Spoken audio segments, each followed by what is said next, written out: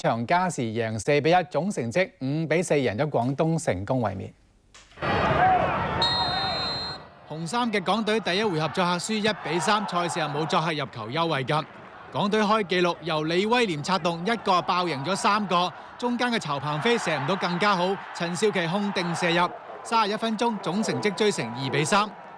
爭取3連冠嘅港隊，完半場前李威廉頭槌一作，柱邊入網，2回合就追平3-3啦。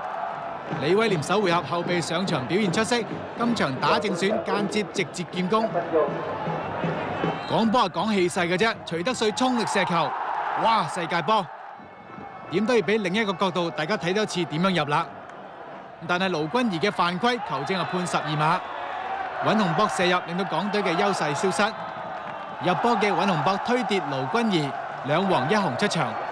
總比數4-4打加時。今場最搶鏡嘅李威廉最有價值嘅助攻，梁振邦輕易射入，港隊贏最後再少打1個嘅廣東5-4，連續3年捧走冠軍獎杯。